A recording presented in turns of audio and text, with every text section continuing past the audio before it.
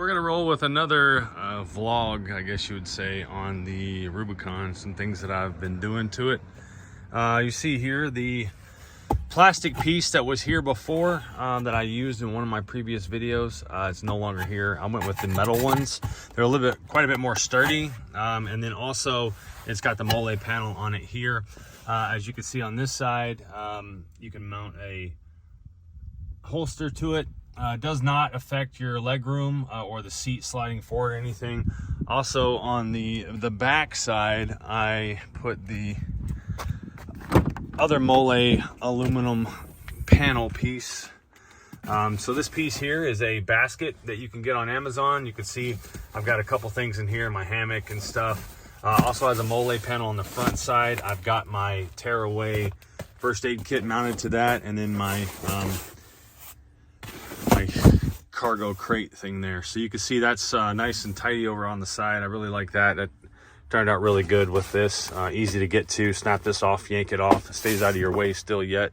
So, but a couple other things that I've got today that I want to show you guys, that I want to install, is the Oracle reverse lights in the stock Rubicon, or the bumpers for the JL. And then also this mini dash cam.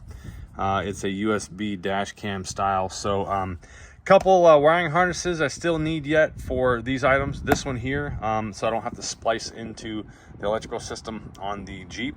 That harness is coming in the mail.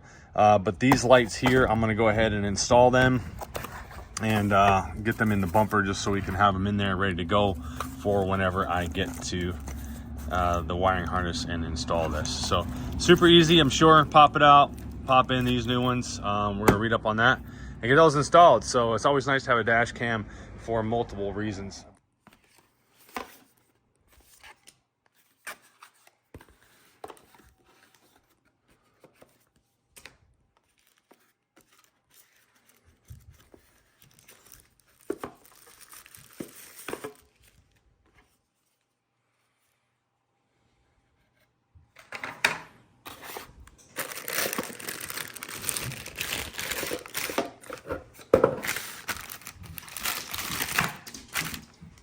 So I mounted it in the center of the windshield, right behind the mirror, rear view mirror.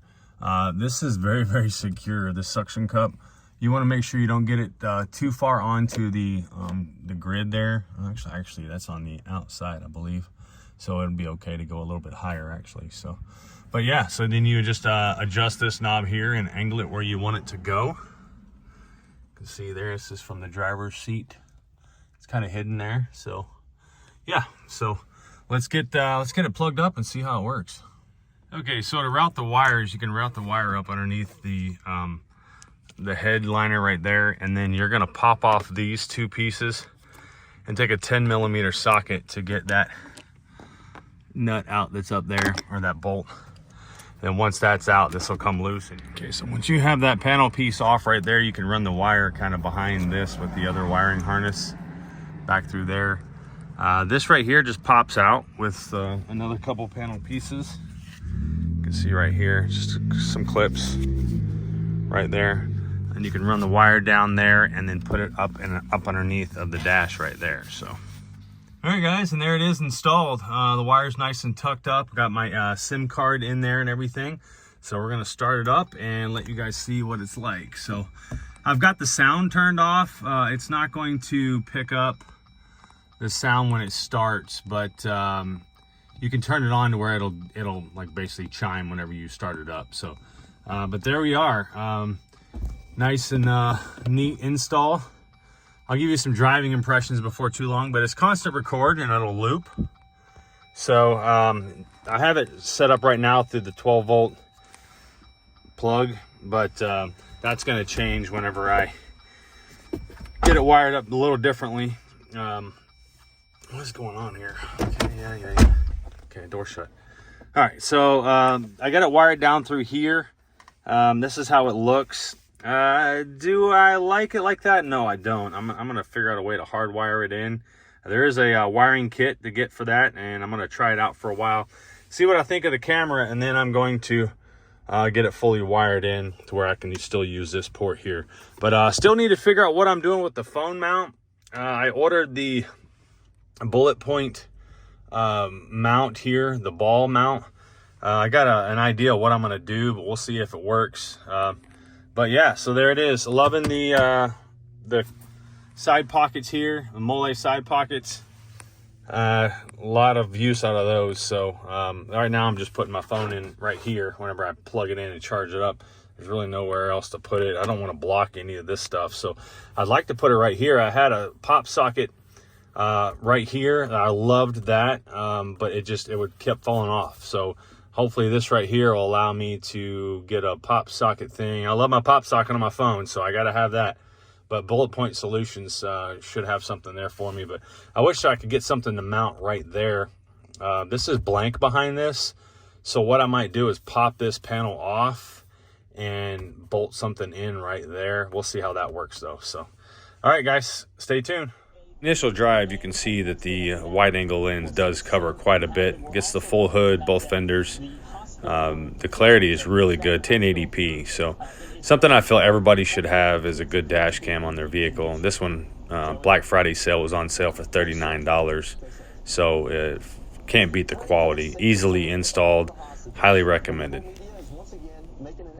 All right, so the rear bumper is off. I'm working on getting these reflectors out and then the Oracle reverse lights in. So I have the rear bumper out over here, and I've taken it apart. You don't have to take the bumper off if you have the right tools.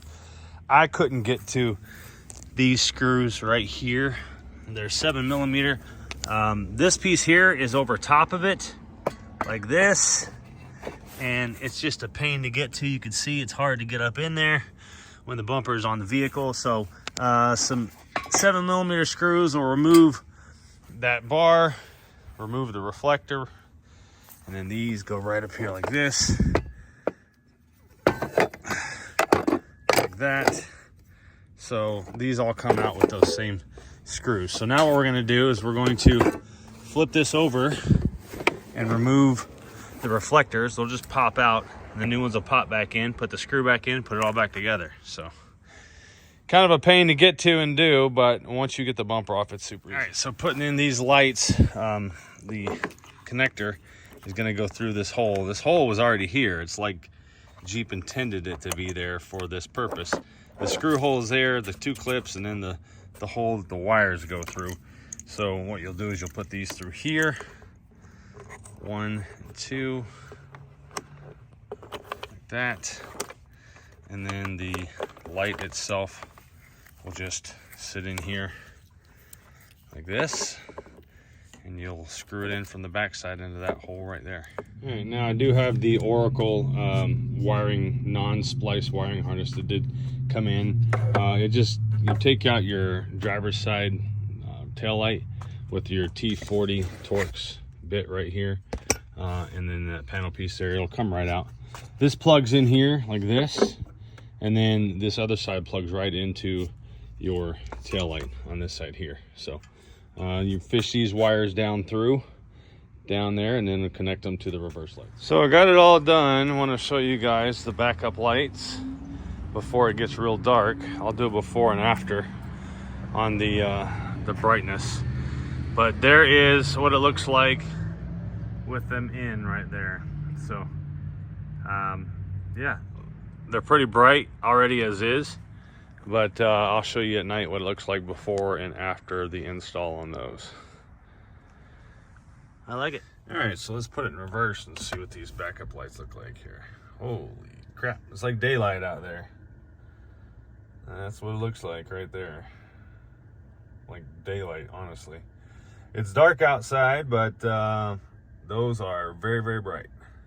You can see back quite a ways too. So that's what it looks like right now before I put the backup lights on.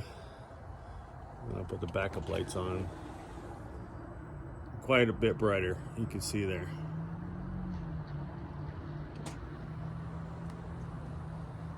Also wanted to give you guys a little sneak peek on what's coming up on the channel. Whoop, whatever that is. Whoop, whatever that is.